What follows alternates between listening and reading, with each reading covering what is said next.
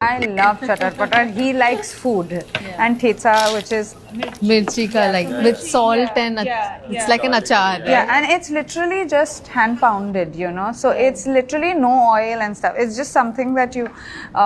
So if you literally eat that, you have a balanced meal in any which ways. You don't need to have all these, you know, things that people keep talking about. Yeah, I am just doing a Maharashtra tour for one of our shows. Oh wow, And I fantastic. explored so much of Maharashtrian food, you know, be it the sukka mutton, techa, which is why I know Yeah.